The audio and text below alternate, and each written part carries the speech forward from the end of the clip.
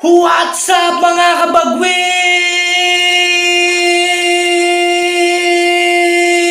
O yun, mas mahaba, mas malakas, mas masakit sa lalamunan. We are back mga kabagwis dito sa ating Princess Look TV.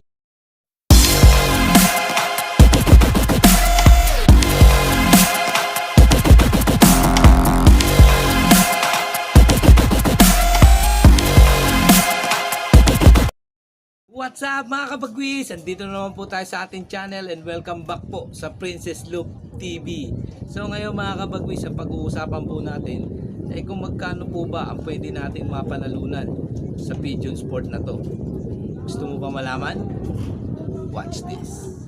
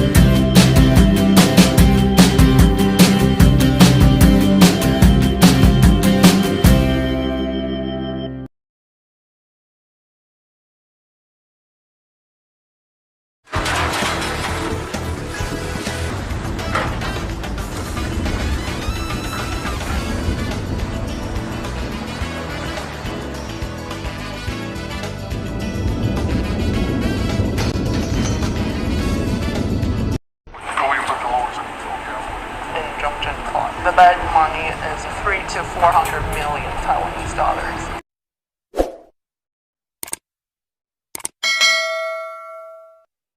So yun mga kabagwis, meron nga pong $100 million sa ibang bansa ang pwedeng mapanalunan. So dito po kaya sa atin, magkano po kaya ang pwedeng mapanalunan? So yun, bago tayo magtungo mga kabagwis sa ating Philippine Pigeon Sport, konting update lang mga kabagwis sa ating White Brothers, Black Brothers at ang ating visitor.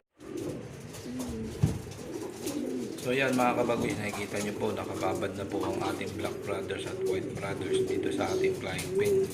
So nakikita po nila dito kung saan po pumapasok yung ating mga alagang kalapate. And then nasasanay po sila na once na nagtawag na po tayo, and then sasama po sila na bumaba doon sa pakainan. So ganun po ang gagawin natin mga kabagwis. First step po natin yun. Isang linggo po natin gagawin yun hanggang sa masanay sila. So sa mga wala pong flying pen mga kabagwis, mas mainam po na i-tape nyo muna yung inyong mga alagang kalapate. And then ilagay nyo lang po sa trapdoor. And then subukan nyo po silang tawagin hanggang pumasok sila doon sa kanilang kulungan. Tara, subukan na natin silang papasukin.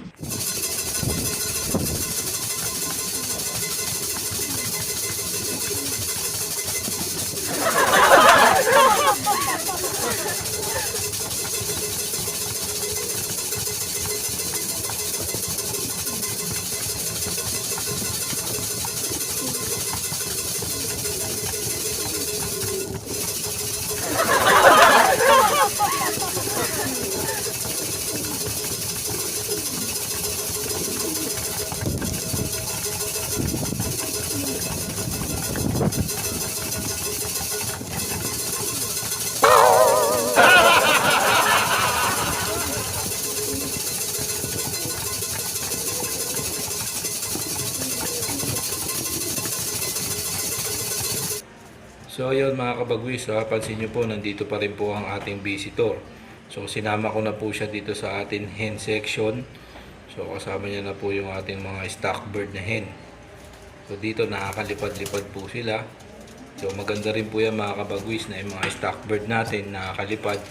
Nang sa ganon, nakakapag-exercise sila and nakukondisyon ulit yung katawan nila. Para sa sunod na natin silang gagamitin, maganda yung mga katawan nila. And like and share mga kabagwis, and please subscribe to our channel. And share nyo na rin itong video para makita po ng tunay na may-ari at maisoli natin yung ibon.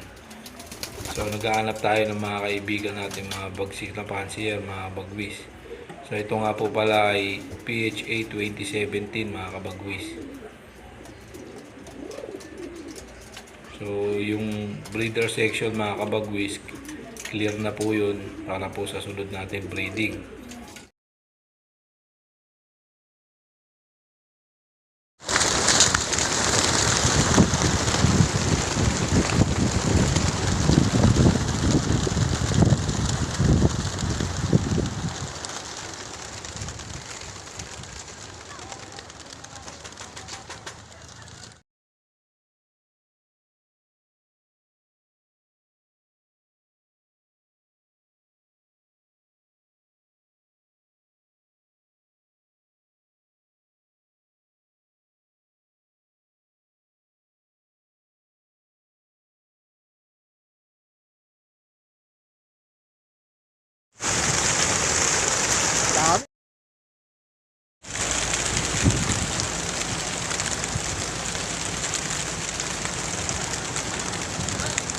Diretso ibon. Parang ibon. Oh, diretso. Sabik na sabik at putik.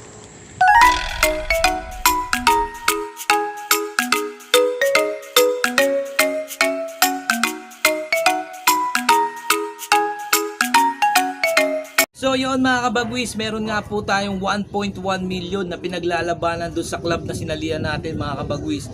So yung 1.1 million na yun mga kabagwis, kinukuha po yun doon sa pinibenta nilang mga singsing. So yung singsing po mga kabagwis, yun po yung parang entry natin sa kanila mga kabagwis. So sa isang set mga kabagwis, meron pong 5 piraso, meron pong 4 na piraso. So depende po yun sa club na sinalihan natin mga kabagwis. So doon po sa club na yun mga kabagwis, meron pong 5 singsing na nagkakahalaga po ng 2,000 mga kabagwis. So yung 2,000 mga kabagwis, meron na po tayong chance na manalo ng 1.1 million mga kabagwis. Tanging nakabili lang po ng mga young bird ring or yung mga singsing ng club mga kabagwis. Siya lang po ang pwedeng makapanalo ng 1.1 million na yun mga kabagwis. So meron ka pong 5 singsing. So yung 5 singsing mo na yun mga kabagwis, kapag nailagay po natin yun sa mga galing na ibon, meron po tayong chance na manalo dun sa 1.1 million na yun mga kabagwis. So dun po sa breakdown mga kabagwis, may nakita po kayo dun na super set. So yung super set mga kabagwis, hinahati lang po yun dun sa 10 na magka-clock, dun sa first lap, second lap, third lap, or hanggang sa may matira, hanggang 10 mga kabagwis. So sa 800,000, meron pong 10 na mananalo.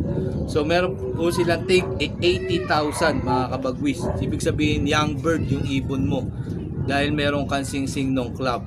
So sila lang po ang pwede doon na parte.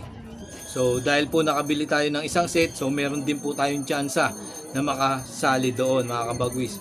So sa overall top 10 mga kabagwis, meron din po tayong tsansa doon mga kabagwis dahil nga po bumili tayo ng isang set sa kanila. So ang first overall mga kabagwis ay merong 50,000 mga kabagwis. So second overall 20,000, third overall 10,000, fourth overall 5,500, fifth overall 5,500, sixth overall 3,000, seventh overall 3,000, eighth overall 3,000, 9th overall 3,000, 10th overall 3,000. So kung papala rin tayo mga kabagwis at meron tayong swerte ngayon, so sana makakuha tayo kahit man lang dun sa pang 11. So every lap mga kabagwis, meron din pong champions yan. So merong may first, second, and third mga kabagwis na pwedeng manalo. So sa first place meron pong 3,000, sa second place meron 2,000, sa third place meron pong 1,000. So tandaan niyo po mga kabagwis, ang entrance lang po natin dito sa club na sinalihan natin, 2,000 lang po. 5 piraso ang singsing.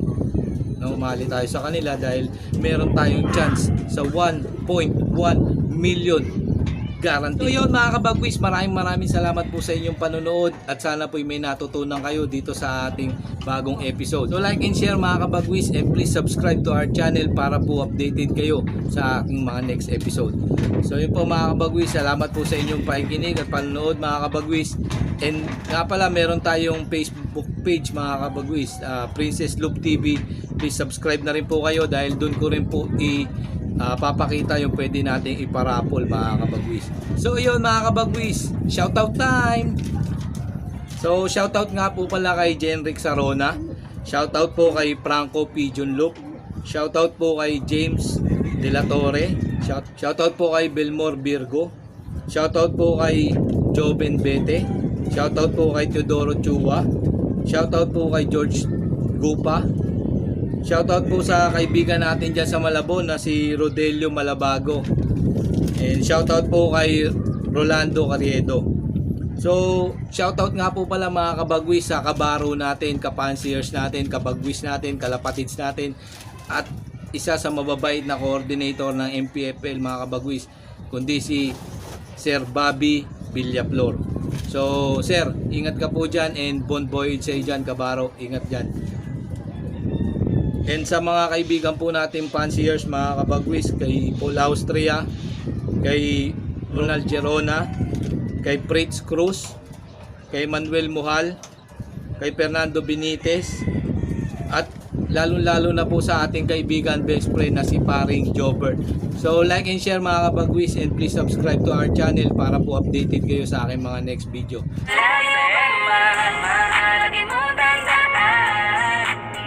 Magbabago,